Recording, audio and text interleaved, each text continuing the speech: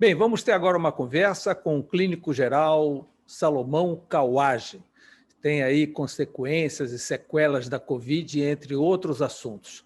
É muito importante uma conversa com o doutor Salomão. Muito obrigado, doutor Salomão. Tudo bem com o senhor? Tudo bem. Obrigado também, Mauro, por ter a oportunidade de a gente voltar a falar. Falamos já no início da pandemia. Isso. É Hoje isso? já. Isso, e hoje já temos. O conhecimento acumulado foi muito grande. Muito grande. O senhor, eu lembro que na entrevista passada o senhor ainda falava daquele trio de remédios, colocava cloroquina no meio do protocolo. Exatamente. E agora? Pois é, Mauro. Naquela época, a gente não tinha nenhum trabalho consistente, né?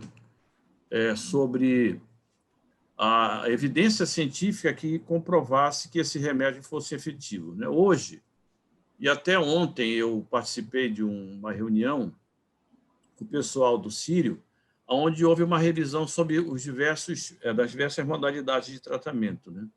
E, infelizmente, a gente não tem nada que comprovadamente atue no vírus hoje. Tirando o Remdesivir, que é um remédio que a gente não tem disponível, a cloroquina, a ivermectina, elas não alteram o curso da doença, e até a nitoxanamida, que é o ANITA, né, que foi recentemente publicado por um trabalho brasileiro, onde eles mostraram redução da carga viral numa dose mais alta que normalmente nós prescrevemos para tratamento de parasitoses intestinais. O trabalho mostrou que houve realmente redução da carga viral, mas, infelizmente, não modificou o curso evolutivo. Quer dizer, se o indivíduo tiver que evoluir com gravidade, ele vai evoluir com gravidade com ou sem tomando o ANITA. Então, a recomendação é, assim, não usar, porque é um remédio que tem alguns efeitos colaterais, alguns pacientes realmente não podem receber. E a ivermectina, o que aconteceu? É que esses fármacos in vitro, em culturas de células humanas em que o vírus foi cultivado, esse remédio realmente mostraram que eles inibem a replicação viral.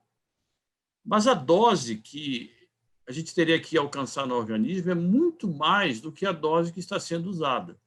Então, muitos colegas usam, muitos colegas acreditam que funcione se você tiver usar no início da doença, mas isso é muito empírico, né? Isso não tem comprovação. Todas as meta-análises, todos os trabalhos conduzidos mostraram que não traz benefício. A cloroquina, até em pacientes de alto risco, aqueles pacientes que são cardíacos, que você não tem condições de ter um segmento de eletro, ela provocou mais complicações do que benefícios. Então, hoje, praticamente, a maioria dos colegas não estão usando mais a hidroxicloroquina e optando mais pela ivermectina, mas isso é muito empírico, nenhuma comprovação que isso funcione. A azitromicina, ela não tem um efeito antiviral, ela é usada mais para combater a provável infecção bacteriana que se associa à Covid, né?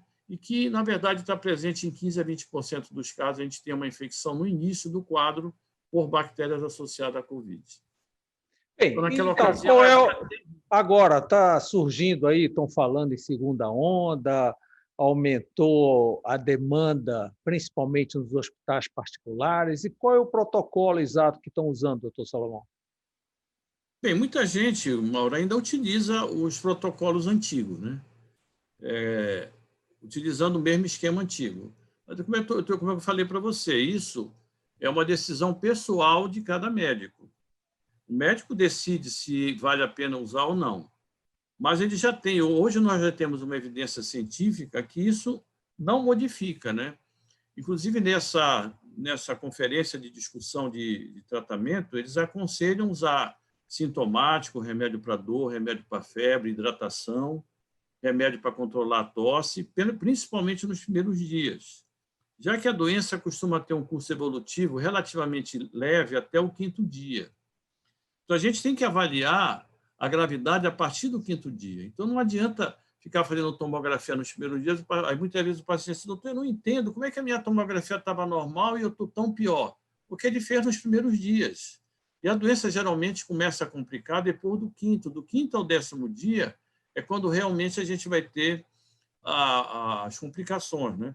A febre quando presente, ela está presente nos primeiros dias, do primeiro até o terceiro, quarto dia. A febre, depois do quinto, sexto dia, é complicação. Sim, agora então, não é bom também se prevenir, doutor Salomão? Uma febre, tosse, espirro, não tem que logo se prevenir para não deixar evoluir? Pois é, na verdade, Mauro, a gente não tem um remédio preventivo. Não tem. Isso aí já se demonstrou que nenhum remédio previne a evolução mais grave da doença. Isso é individual. Levando em consideração que 85% das pessoas elas evoluem de uma forma leve ou, no máximo, moderada. Só 15% vai ter uma forma de moderada para grave. Então, essas pessoas... Tem alguma relação com o tipo de sangue, que falaram muito sobre isso? Isso já caiu também, né? Havia uma relação positivo, já se demonstrou que não tem nenhuma correlação. Assim, o que a gente percebe na prática, e a literatura mostrou isso, é que os homens costumam ter um curso evolutivo mais grave que as mulheres. Isso já está demonstrado, né? Talvez tenha implicação com a parte hormonal, mas nenhuma comprovação do porquê. A gente realmente tem visto mais casos de óbitos em homens do que em mulheres com Covid. Isso é uma coisa que está bem demonstrada. E, lógico, os indivíduos que têm comorbidade.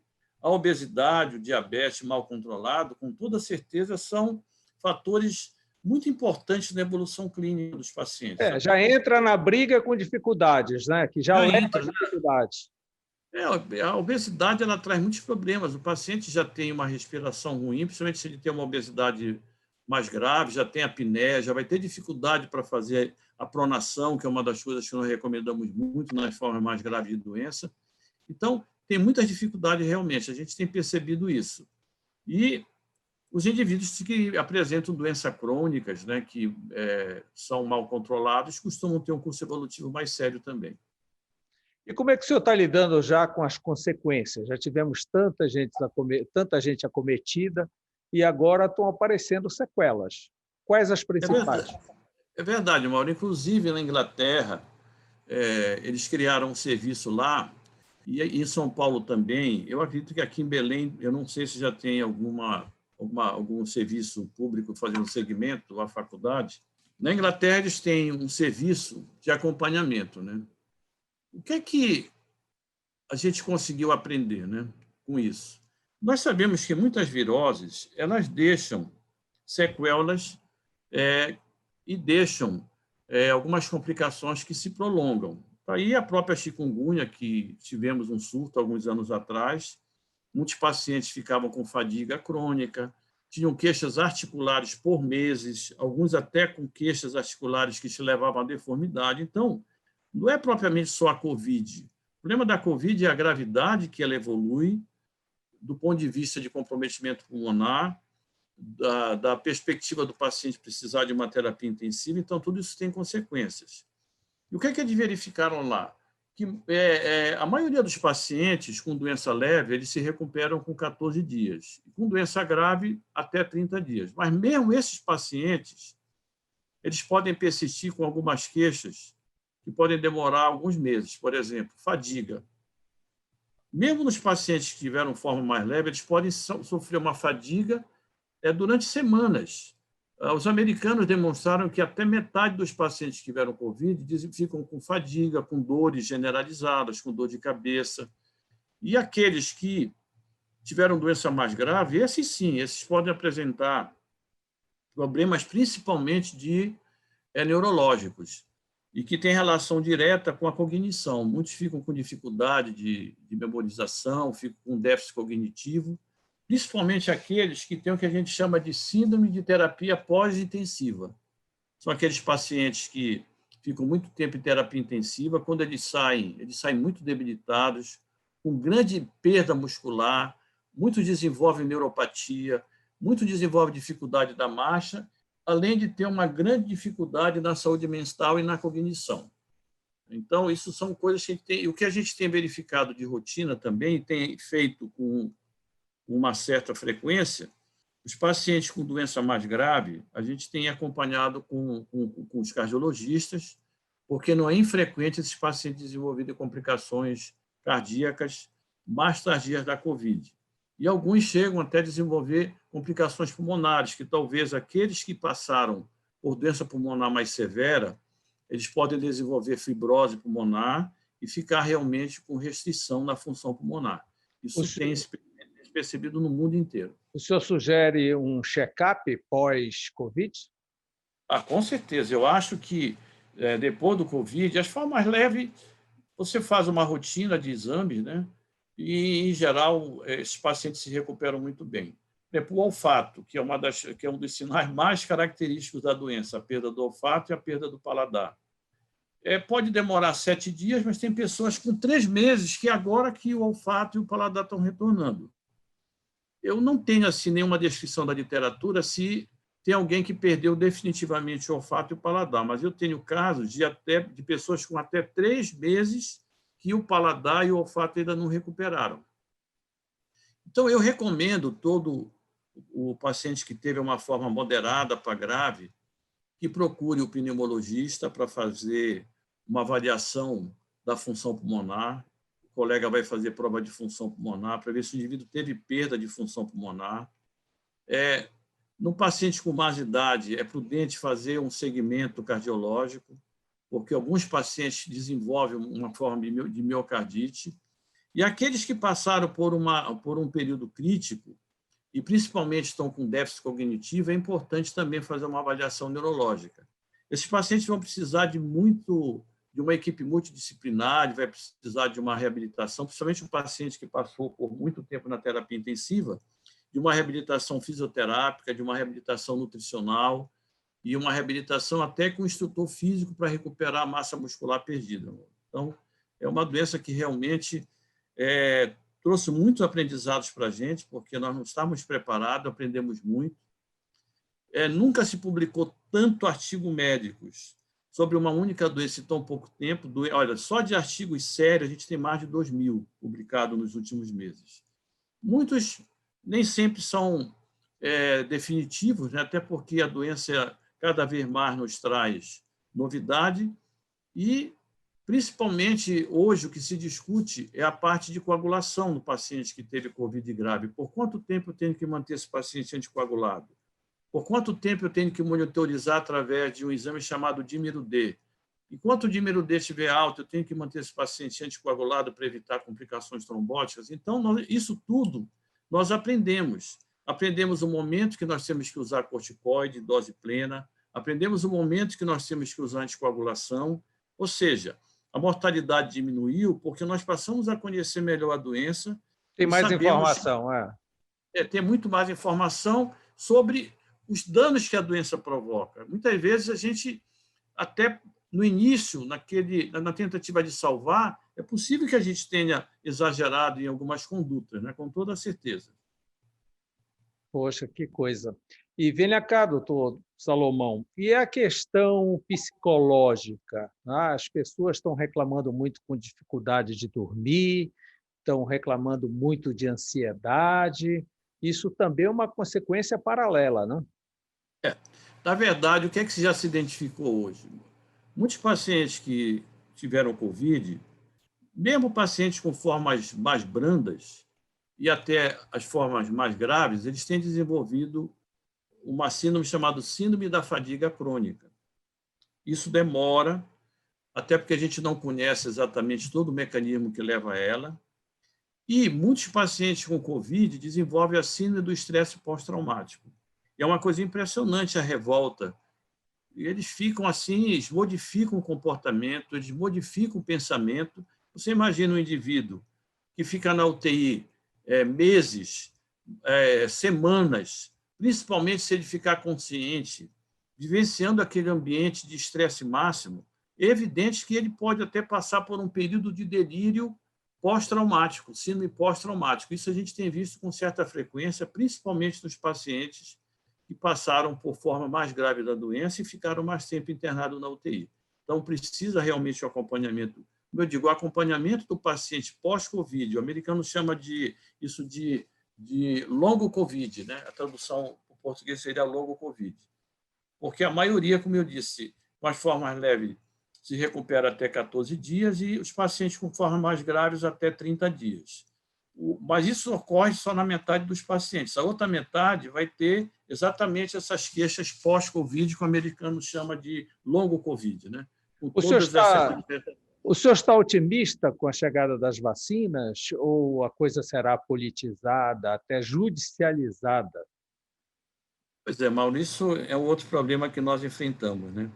Eu me lembro que na primeira conversa que nós tivemos, eu disse, olha, Mauro, eu acredito que até o final do ano nós já vamos ter uma vacina. Eu me lembro muito bem que eu falei isso para você, porque nunca uma vacina foi desenvolvida em tão pouco tempo, né? Se você olhar as outras vacinas, elas demoraram anos, né? 3, 4 anos. Aqui o doutor Linhares, que é um dos pioneiros na vacina para o rotavírus, a gente tem esse privilégio de ter essa pessoa tão importante no nosso meio. Ele foi uma das pessoas que trabalhou no desenvolvimento da vacina para o rotavírus, que matava milhões de crianças no mundo, e hoje a vacina é uma realidade, mas ela demorou muito tempo até ela ser utilizada na prática clínica.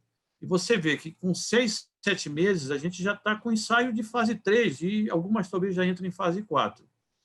É muito difícil, viu, Mário? Eu acho que a gente tem que ter trabalhos consistentes, a gente precisa ter os serviços de pesquisas que demonstrem evidência científica suficiente que essas vacinas são efetivas, para ver se não vai ter briga de política, vai ter briga entre os países para ver quem é o primeiro que chega. Então, aí eu acho que precisamos ter a inspeção de órgãos sérios que possam realmente demonstrar qual é a melhor vacina. O grande problema é que os vírus têm mutação muito rápida. Então, é provável que vai ser igual ao vírus da gripe. De vez em quando vai ter que renovar. A vacinação anual. Anual, porque novas cepas vão surgir. Ainda hoje, parece que tem uma cepa nova na Espanha de coronavírus, né, que talvez seja uma mutação do SARS-CoV-2, que é o vírus da Covid-19. Né? Então, isso a gente já imaginava que podia ocorrer. O quanto vai ser mais ou menos agressivo não dá para a gente saber. Ainda vamos ter que enfrentar essa questão cultural, né? Daquelas pessoas que não aceitam vacina e que... Isso aí não vai ser fácil, não.